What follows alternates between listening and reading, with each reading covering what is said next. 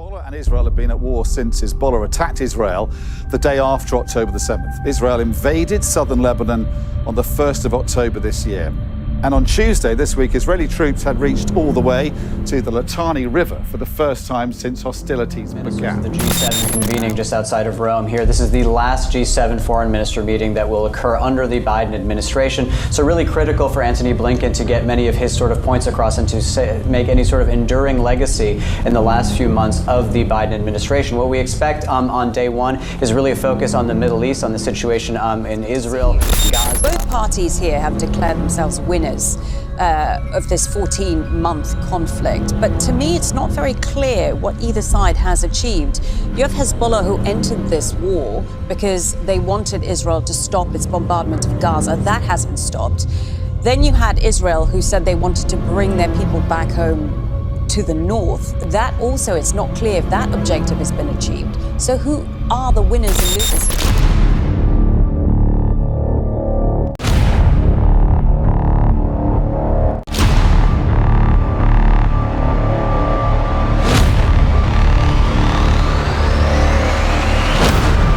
मित्रों, गुज़िश्ता साल अक्टूबर से लेके हमास और इजराइल के दरमियान जब गज़ा की लड़ाई शुरू हुई तो उसके फ़ौरन बाद ही हिज़्बुल्लाह और इजराइल के दरमियान भी लड़ाई शुरू हो गई और ये जंग भी तब से लेकर जारी थी। लेकिन अब कुछ बड़ी डेवलपमेंट्स इस जंग के अंदर हुई हैं।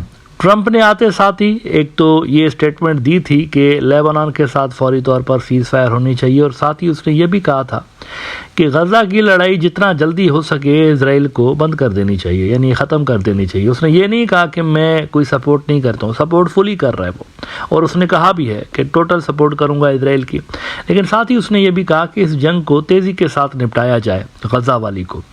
अब नेतन्याहू ने चालाकी का मुजाहरा करते हुए क्या किया है कि गज़ा वाली जंग तो फ़िलहाल उसने नहीं रोकी, लेकिन लेबनान के साथ जो जंग है वो रोक के डोनाल्ड ट्रंप की ऑफ़र पे उसने एक लॉलीपॉप देने की कोशिश की है डोनाल्ड ट्रंप को, यानी लेबनान की जंग पे सीज़ फायर करने को वो राज़ी हो गया है।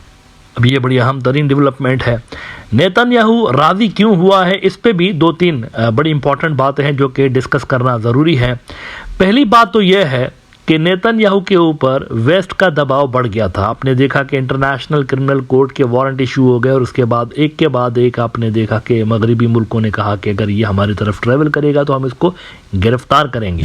साथ ही आईसीसी के वारंट इशू होने के बाद मगरिबी हुकूमतों के ऊपर भी, यूरोप की हुकूमतों के ऊपर भी ये प्रेशर बन रहा था कि वो जो हथियार और बाकी के असिस्टेंस दे रहे थे इजराइल को इस जंग के अंदर वो कम कर दें, और उन्होंने कम की भी थी। इस तरह की इतलात आ रही थी कि वहाँ से जो वेपन्स मिल रहे थे उसमें कुछ डिले इजराइल फेस कर रहा था, बल्कि अमेरिका से भी जो हाल ही में कुछ शिपमेंट्स आई हैं वो भी डिले के साथ आई हैं, देर के साथ आई हैं। तो एक सिग्नल था असल में नेतन्याहू के लिए। तो हथियारों की डिले की वजह से वो समझ रहे थे कि उनके जो कैजुअल्टीज़ रिसेंटली बढ़ी थी काफ़ी, यानी पहले के मुकाबले में ज़्यादा इजरायली फ़ौजी मरने लगे थे इस जंग के अंदर। तो उन्होंने कहा कि ताज़ा दम हो जाते हैं और नए हथियार मंगवा लेते हैं ताकि ख़ुद को वेल इक्विप कर सकें। तो आर्जी तौर पर इसने एक क्रूज़ करने पे आमादगी जाहिर की है। दूसरी बात इसमें यह है कि हिजबुल्लाह के जो हमले थे रिसेंटली हमने देखा, जब से उनका नया चीफ आया है हसन नसरुल्लाह के बाद, तो इंतहाई तेज़ हो गए थे। तेल अवीव के ऊपर पिछले दिनों बड़े हमले हुए और बल्कि एक दिन के अंदर 400 हमले भी रिपोर्ट हो रहे थे। 400 अटैक्स भी एक दिन के अंदर रिपोर्ट हो रहे थे इस डील से कुछ ही रोज़ पहले तक। तो हमले बढ़ गए थे। तो इसको भी रुकवाने के लिए एक फैक्टर था कि नेतन्याहू को डील चाहिए थी, और सबसे बड़ा फैक्टर ये था कि अंदर से इसको अपने अंदर जो पब्लिक है ना उनकी तरफ से शदीद रेजिस्टेंस का सामना करना पड़ रहा था। कौन सी पब्लिक? वो पब्लिक जो कि नॉर्थ इजराइल के अंदर रहती है, यानी नॉर्थ इजराइल का इलाका जिसको नोगो एरिया एक तरह से हिजबुल्लाह ने बना दिया था। उनके सारे रॉकेट्स का जो मुंह था अक्सर रॉकेट्स का वो वहाँ पर होता था नॉर्थ इजराइल की तरफ। तो वो जो इलाके हैं सारे के सारे वो सुनसान हो चुके हैं, खाली करके लोग छोड़ के जा चुके हैं वहाँ से। रॉकेट्स आ रहे होते थे तो कौन रॉकेट्स के बीच में रहना पसंद करता है। तो नॉर्थ इजराइल के इलाकों को वहाँ से लोगों ने छोड़ के और बाकी के इलाकों के अंदर वो रह रहे थे, लेकिन प्रेशर ज़रूर डाल रहे थे नेतन्याहू के ऊपर कि यहाँ पर जंग बंद कराओ ताकि हम दोबारा वहाँ पर जाकर रीसेटल हो सकें। ये प्रेशर ज़रूर था नेतन्याहू के ऊपर। तो इन तमाम फैक्टर्स ने मिलकर इसको मजबूर किया है कि ये सीज़ फायर करे। नाउ एक स्ट्रेटेजिक फैक्टर भी है इसके अंदर, और वो स्ट्रेटेजिक फैक्टर ये है कि ईरान वाला जो मामला है ना, वहाँ पर गालिबन ये ज़्यादा फोकस रखना चाहता है आने वाले दिनों में। इजरायली समझते हैं, नेतन्याहू की एडमिनिस्ट्रेशन समझती है कि Donald Trump will be hard at Iran, और वो समझते हैं कि ये गोल्डन अपॉर्चुनिटी है कि सारा का सारा जो फोकस है, प्रेशर जो है वो ईरान के ऊपर डाला जाए, बजाय इसके कि लेबनान और बाकी के इलाकों के ऊपर जब हम ध्यान देंगे तो उससे कुछ भी नहीं होगा। वो समझते हैं कि डायरेक्ट जो पॉइंट है, डायरेक्ट जहाँ से ये सारे मामलात वो समझते हैं, उनकी कैलकुलेशन ये है कि ईरान ये सारा कुछ करवा रहा होता है। वो समझते हैं बंद करके ईरान के ऊपर हम आने वाले दिनों में प्रेशर डलवाएं।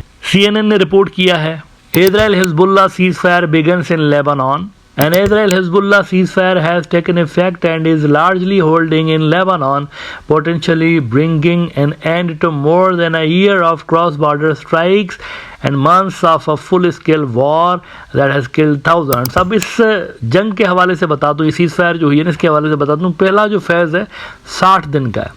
60 दिन के अंदर क्या होगा कि हिजबुल्ला इजराइल के बॉर्डर से 40 किलोमीटर पीछे जाएगी 40 किलोमीटर, और इजराइल जिन इलाकों में आगे आया है वहाँ से पीछे जाएगा। लेबनान के जिन इलाकों में इजराइल आगे आया है वो भी पीछे चले जाएंगे, दोनों पीछे जाएंगे बेसिकली।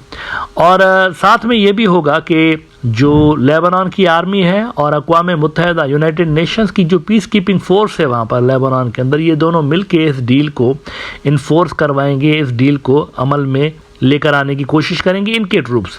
हिजबुल्ला पीछे जाएगा 40 किलोमीटर, ये आगे आ जाएंगे, लेबनान की आर्मी और अक़वाम मुत्तहिदा ये फोर्सेस ये आगे आ जाएंगे।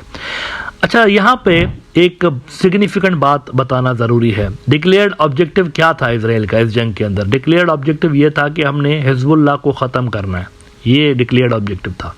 लेकिन ये ऑब्जेक्टिव हासिल नहीं हुआ, तो टेक्निकली डिफीट हुई है इजराइल की। ये ऑब्जेक्टिव हासिल नहीं हुआ। हिजबुल्ला को ख़त्म करना तो दूर की बात है, ना उनके ऊपर कोई वो इकोनॉमिक प्रॉब्लम्स क्रिएट कर सके हैं, यानी उनके ऊपर जो पहले उनकी इकोनॉमिक सिस्टम चल रहा था ना, जहाँ से पैसे आ रहे थे और वो सब, वो एज इट इज जारी रहेगा।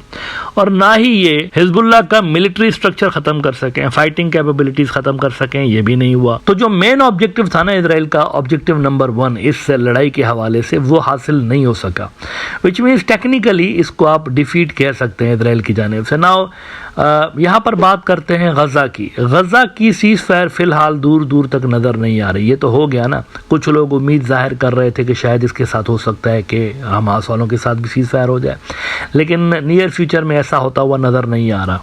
गज़ा का मामला ज़्यादा पेचीदा है, ज़्यादा कॉम्प्लिकेटेड है, और डोनाल्ड ट्रंप की विक्ट्री ने इसको मज़ीद कॉम्प्लिकेटेड बना दिया हुआ है, क्योंकि डोनाल्ड ट्रंप वो शख्स है जो कि फ़लस्तीनी रियासत के क़याम के ही ख़िलाफ़ रहा है। पहले दौर में हमने देखा कि इसने फ़लस्तीनी रियासत का कॉन्सेप्ट ही ख़त्म करने की कोशिश की थी।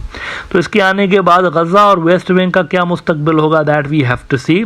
लेकिन इजरायली बड़े कॉन्फिडेंट हैं कि डोनाल्ड ट्रंप के आने के बाद इस जंग के हवाले से, जो गज़ा के अंदर जंग चल रही है, इस हवाले से उनको कोई अच्छी खबर सुनने को मिल सकती है।